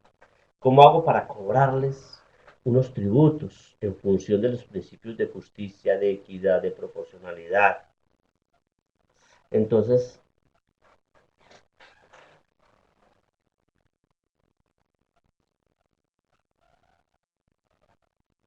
entonces allá los congresistas los pusimos a pensar, muchachos. Entonces dijeron, vamos a ver, ¿cómo hacemos para cobrarle tributos? ¿Cómo establecemos? Todos somos contribuyentes, pero vamos a establecer un parámetro. ¿Sí o no? ¿Cómo establecemos esa capacidad contributiva? Entonces, allá los congresistas dijeron, establezcamos unos parámetros que nos ayuden a medir la capacidad contributiva de nuestros ciudadanos, de nuestras empresas. ¿Listo? Y entonces, ¿qué dijo el Estado? Listo, vamos a ver cuáles parámetros. Y dijo, listo. Todo esto va ligado a la capacidad contributiva. Entonces, el primer parámetro que me va a medir la capacidad contributiva para saber qué cobro es la propiedad. Entonces dijo por allá un congresista, claro, sí, el que tenga propiedades, el que tenga una casa, el que tenga un apartamento, el que tenga un lote, el que tenga un vehículo, un camión, claro, pues que pague un tributo. Y entonces ahí nacieron qué tipo de tributos. ¿Qué me cuenta? Un tributo que va ligado a la capacidad contributiva de la propiedad. Ah, el impuesto predial, claro. Entonces dice, ah, si usted tiene un lote, pague impuesto predial. Y si ese lote está ubicado en un estrato alto, pues el impuesto es más alto en base a esa capacidad contributiva. Si usted tiene una casa, pague el impuesto predial de acuerdo al estrato y el avalúo que tenga. Si usted tiene un vehículo, eso me mide la capacidad contributiva. Si usted tiene un vehículo, es porque tiene capacidad contributiva para pagarle un impuesto de vehículo. Y si su vehículo es de alta gama, obviamente la tarifa es muy superior a los vehículos más económicos. ¿Listo? Hasta ahí vamos, muchachos. Entonces ya tenemos una capacidad contributiva. ¿Cómo se llama esa capacidad contributiva? ¿Cómo se llama la primera que hemos visto? La propiedad. Entonces, el que tenga propiedades, que pague un... Entonces, ahí nacen esos impuestos. Listo. Por allá siguieron pensando nuestros congresistas, hasta que a uno se le iluminó el bombillito y dijo, señores congresistas, claro, el que tenga riqueza, el que tenga buen patrimonio, entonces que pague un impuesto a la riqueza, un impuesto al patrimonio. Entonces, el que tenga un patrimonio superior a 5.000 millones, o en su momento a 3.000 millones, o en su momento a 1.000 millones, que ellos paguen un impuesto. ¿Y cuál es ese impuesto? El impuesto a la riqueza y el impuesto al patrimonio. ¿Listo? Entonces ya tenemos dos parámetros que me miden la capacidad contributiva. ¿Cuáles son esos dos parámetros que ya hemos visto?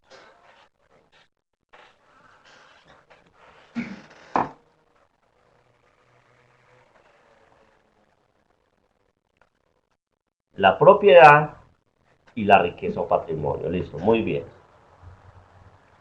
Y por allá siguieron pensando nuestros congresistas. Dijeron, ¿qué otro parámetro utilizamos para cobrarle tributos a nuestros conciudadanos? Hasta que uno dijo allá, claro, el que tenga ingresos, el que tenga renta, que pague tributos. Y entonces ahí nació qué impuesto? El impuesto de renta, el impuesto de ganancias ocasionales, el impuesto de industria y comercio. Todos esos graban los ingresos o no. Y ya tenemos cuántos parámetros. Tres. ¿Cuáles son esos tres parámetros que ya hemos visto? Tres parámetros que miden la capacidad contributiva para pagar tributos.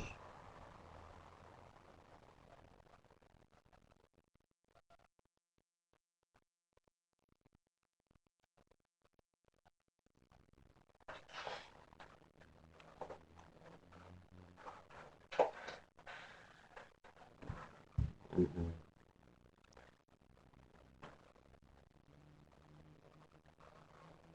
La propiedad, la riqueza o el patrimonio y el ingreso o la renta. Listo. Y bueno, y siguieron pensando allá estos congresistas. ¿Qué otro parámetro utilizamos para ver qué le cobramos a esta gente? De allá se rascaban esa cabeza y hasta que uno por allá se le iluminó el bombillito y dijo, claro, el que consuma, el que gaste, que pague también tributos. Entonces, entonces nació, dijo, claro, el que vaya y realice una compra, que pague el IVA, si ese producto es grabado. Si el que va a que le presten una asesoría financiera, que pague IVA, porque el servicio de la asesoría está grabado con IVA. Si este señor le dio por ir a un restaurante, le dio por gastar. entonces que pague el impuesto al consumo. Entonces, si usted tiene una capacidad contributiva para ir a comerse un buen almuerzo a un buen restaurante, es porque tiene capacidad contributiva para pagar el impuesto al consumo, ¿no? Si usted tiene capacidad contributiva para comprarse una camisa de 200.000 pesos, es porque tiene capacidad contributiva para pagar un IVA del 19% de esa camisa. Que usted tiene capacidad contributiva para comprarse un vehículo de alta gama de 200 millones, es porque tiene una capacidad contributiva para pagar el IVA de ese vehículo y el impuesto al consumo de ese vehículo de alta gama. ¿Sí? Y le dice, ah, claro, si usted realiza transacciones financieras y retira 1 millón, es porque tiene capacidad contributiva para pagar el gravamen de los movimientos financieros. Pero si retira 20 millones, obviamente la capacidad contributiva es mucho más alta. Y entonces ya tenemos 4 parámetros que miden diferentes, que miden la capacidad contributiva en Colombia. ¿Cuáles son esos 4 parámetros, Angélica?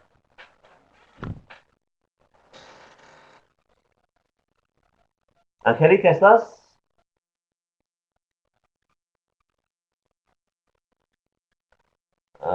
¿Cuáles son? La propiedad, la riqueza o el patrimonio, el ingreso o la renta y el consumo o el gasto. ¿Listo? ¿Les queda claro, muchachos, cuáles son los parámetros que utiliza no solamente Colombia, esto es a nivel internacional, cuáles son los parámetros que se utilizan para cobrar tributos a los contribuyentes? ¿Listo? Y por eso todos van ligados a la qué? A la capacidad contributiva. Todo esto que vimos aquí son qué? Parámetros que le ayudan a medir al Estado, a ponerle un termómetro que le da indicios de capacidad contributiva, de capacidad económica para pagar unos tributos. ¿Listo?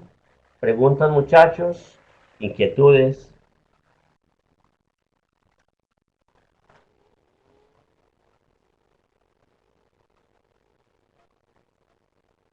¿No hay preguntas? ¿No hay inquietudes?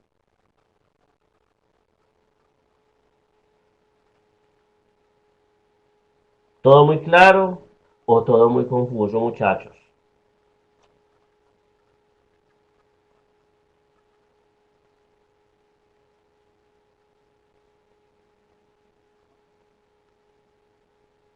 Bueno, listo, muchachos.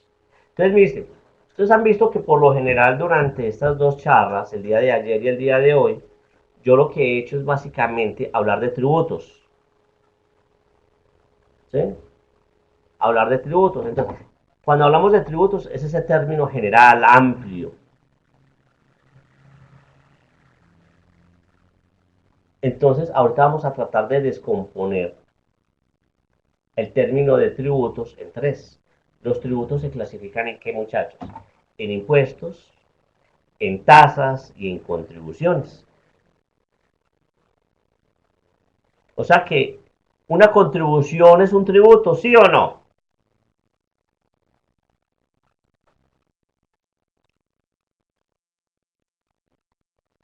Claro que sí. O sea, cada vez que hablemos de una tasa, es un tributo. De una contribución, es un tributo. De un impuesto, es un tributo. Si yo les digo, una contribución es un impuesto, ¿eso es real o no es real?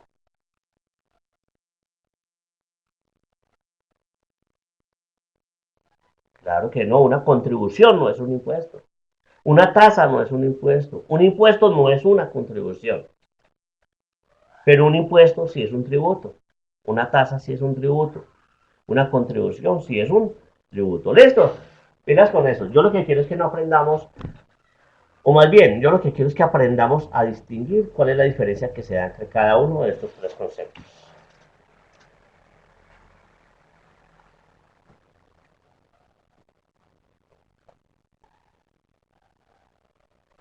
Entonces, ¿qué es un impuesto? Vamos a ver cuáles son las características de los impuestos. ¿Qué hace la diferencia entre un impuesto, una tasa y una contribución?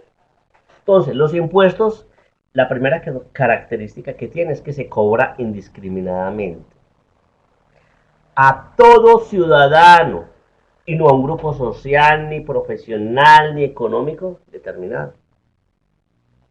¿Qué significa eso? Que ninguna parte dice, es que el impuesto de renta se le va a cobrar a todos los colombianos, menos a las negritudes, por decir el caso. No sé cómo se les dice. Qué pena si alguien... O el impuesto de renta no se le va a cobrar a los profesionales del derecho o a los contadores. No, eso no puede ser. Se le cobra a todo individuo. ¿Cuál es el único requisito para que se le cobre un impuesto a un individuo? ¿Quién me dice cuál será el requisito?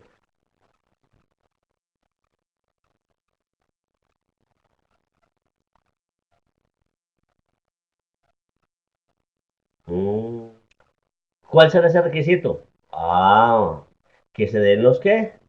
Los hechos generadores previstos en la ley, que den origen a esa obligación tributaria. Ese es el requisito, no más. Entonces, a todo ciudadano, a toda empresa, ¿cuál es el único requisito? Que se originen los hechos generadores previstos en la ley, no más. Listo, entonces será, vamos a ver, y a todos es todos, por ejemplo en el impuesto a las ventas, ¿será que si la alcaldía de Manizales va a una papelería a comprar todos los insumos para que necesita, de papel, de lapiceros, entonces será que la alcaldía de Manizales no paga IVA o sí? Claro, paga IVA, eso, hay el hecho generador y tiene que pagarlo. Si la arquidiócesis de Bogotá va y compra papelería, ¿será que no le cobran IVA? También porque da los hechos generadores. Entonces, eso es un impuesto. ¿Listo? La segunda característica de un impuesto es de que ese pago que realiza el contribuyente a título de tributo no guarda relación con un beneficio para él, o sea, un beneficio directo y personal hacia él. Vamos a ver, Valentina Grisales. Vamos a suponer que Valentina Grisales por el año grabable 2018 le tocó declarar renta. ¿Sí? Aquí entre nos, Valentina es muy adinerada. ¿Y cómo le parece que al hacer su declaración de renta le dio un valor a pagar de 20 millones de pesos? 20 millones de pesos. Entonces, ¿qué hizo Valentina? Cumplió con su obligación formal de presentar la declaración de renta del 2018 y cumplió con la obligación sustancial de pagar esos 20 millones que le tocaban de impuesto. ¿Cómo le parece que al otro día Valentina Grisales tomó un avión rumbo a Bogotá? Se llevó la declaración de renta y el recibo de pago de ese impuesto. Y se fue allá a la casa de Nariño. Tocó allá a la puerta de la casa de Nariño y preguntó por un señor de apellido Duque. No sé si todos lo conocen. Entonces dijo Valentina, es que necesito hablar con el señor Duque, el señor presidente. El señor presidente llegó y recibió a Valentina. Valentina, hola, ¿cómo estás? Dime qué necesitas. Y no, señor presidente. Lo que pasa es que quería informarle que yo soy contribuyente del impuesto de renta y fuera de eso soy declarante. Mire mi declaración. Yo la presenté y mire mi recibo de pago. Cumplí con la obligación sustantiva. Y entonces le dije al presidente, sí, Valentina, muchas gracias por haberle cumplido al país. Gracias de todo corazón. Pero no entiendo tu visita. Con el solo hecho de haber presentado esa declaración en el banco, la DIAN ya tiene información y lo va. Y le dijo a Valentina, no, sí, mi señor presidente. Yo pagué con esa obligación. Entonces, por favor, necesito que me ayude porque el andén que da acceso a mi casa está deteriorado. La calle, la carretera, que accede a mi casa está deteriorada. Entonces, por favor, necesito que vaya y arregle eso con esta plata.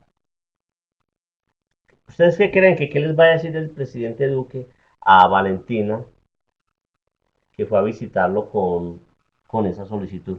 Valentina, ¿tú qué crees? ¿Qué te va a decir este presidente Duque?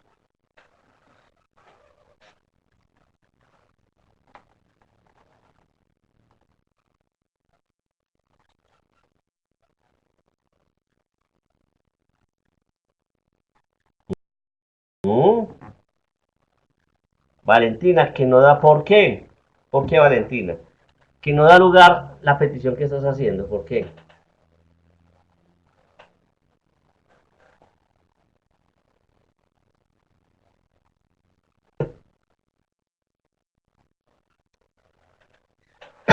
Que debe revisar el presupuesto, me dice Marta Liliana. ¿Qué más piensan ustedes?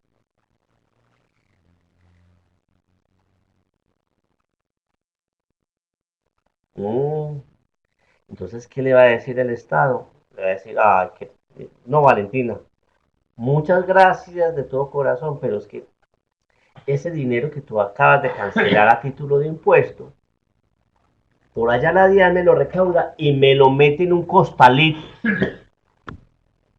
Y en ese costalito no me dice que ese es de Valentina, ni nada, nada. Sí, esa plática la vamos a meter en un costalito que vamos a llamar, como lo dijo por aquí Marta, presupuesto general de la nación. Y así se llama ese costalito para donde se da toda esa plata de impuestos. ¿Qué significa eso? Que el Estado, una vez ha recaudado dicha suma de parte de Valentina y de todos los demás contribuyentes, dispone de esa plata para armar el presupuesto de acuerdo a las necesidades propias del Estado.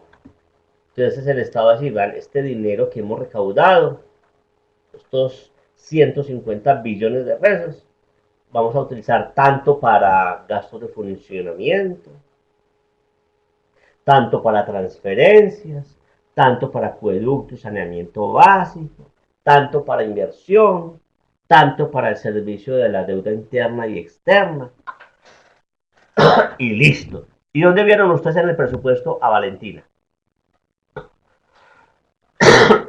¿Dónde vieron a Valentina? En ninguna parte. ¿Qué significa eso? Que Valentina no puede recibir del Estado un beneficio particular con dineros que es, como lo acaban de decir muchos, que es de todos los colombianos y que el Estado los tiene que disponer en el presupuesto general de la nación. ¿Sí? ¿Sí les queda claro, muchachos, o no? Entonces, eso es el Estado. Entonces, ni Emperatriz, ni Valentina, ni nada pueden esperar que el Estado con esa plata la destinen en un bien especial en bien propio para el contribuyente.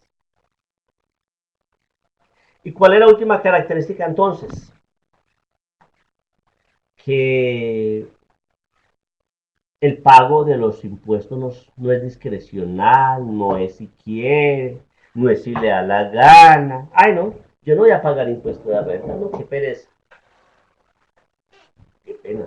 Si usted es contribuyente y además de ser contribuyente, usted tiene que presentar declaración de renta y además de ser contribuyente y pagar y declarar, tiene que pagar algo, su obligación es pagar. Que es que yo no quise, ¿no?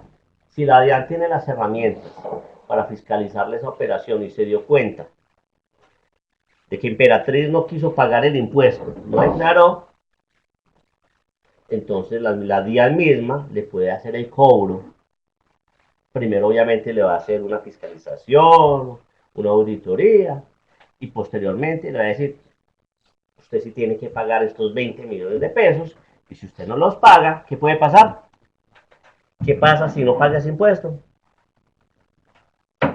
Que entonces la administración tributaria va a embargar, le puede embargar su casita, le puede embargar su carrito, el lote, las acciones, el establecimiento de comercio.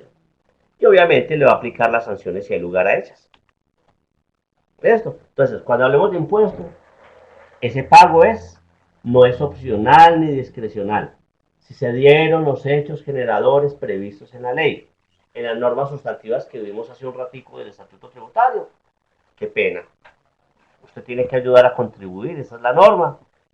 Cumpla con su obligación formal, cumpla con su obligación sustantiva y pague lo que tenga que pagar porque es su obligación. ¿Listo?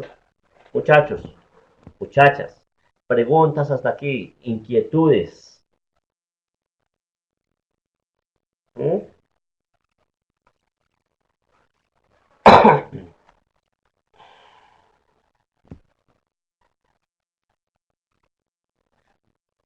Nos, ¿Mm? No sé qué preguntas puedan tener ustedes aquí, muchachos, sobre el tema, para terminar la clase correspondiente el día de hoy y no dejar de pronto temas ahí en el tintero. Sí les solicito nuevamente, por favor, escuchen de nuevo esta charla, ya que ustedes tienen acceso todas las veces que ustedes necesiten hacerlo, para que entiendan, para que empiecen a ustedes a familiarizarse con todos esos términos de obligación tributaria sustantiva, obligación tributaria formal, el término mismo de obligación tributaria, de obligaciones formales, de capacidad económica, de los parámetros para medir la capacidad económica, la clasificación de los tributos, todo eso, muchachos, necesito que ustedes se pongan pilas. Vuelvo y repito, todo esto son bases que ustedes van a necesitar siempre en su vida laboral, en su vida cotidiana. Y como les dije ayer, yo trato de sintetizar a lo mínimo esta presentación, que es lo mínimo que ustedes deberían de conocer. Hay muchos términos. Nosotros nos podíamos quedar un año aquí haciendo unas clases virtuales sobre derecho tributario sustantivo, sobre derecho tributario procedimental y no acabamos, que es mucho. De hecho, una vez terminemos el ciclo correspondiente a esta materia, a ustedes les va a quedar una tarea que es seguir leyendo, seguir consultando, seguir ampliando conocimientos, porque es mucha tela de donde cortar. Y ya le corresponde a ustedes como futuros profesionales que lo hagan con la debida calma y ante todo que les guste, muchachos. Yo creo que el que se vaya metiendo en esa parte tributaria se va a ir apasionando porque el tema es agradable para los que nos gusta. Entonces, muchachos, no sé, preguntas, inquietudes, no hay ninguna. Yo sé que ya están cansados. Los invito entonces, recuerden que para esta semana, para el domingo, deben presentar el primer trabajo, el primer foro, digo, para que no hay, muchachos, pilas, no hay lugar a adiciones de tiempo. Cuando presenten los trabajos físicos, mucho cuidado, tienen que entregar los trabajos que son. Me ha pasado que a mí me entregan, voy a calificar trabajos y me entregan qué es. La misma hojita que yo les mandé que está anclada cuál es el trabajo. No hay ninguna respuesta. Muchos de pronto creerán que es que yo no los califico, que yo no los veo. Claro, que yo solamente miro si lo entrego o no. Muchos llegan como me pasó ese mes pasado, me subieron el trabajo. ¿Cuál trabajo? Ninguno. Era el cuestionario que yo les había mandado. Fue lo mismo que me subieron sin ninguna respuesta, sin nada de nada. ¿Listo? Entonces, por favor, revisen bien lo que van a subir. Revisen bien lo que van a ustedes a aportar al foro de esta semana. Y vayan trabajándole si es necesario al trabajo individual y al grupal. Y siquiera me acordé.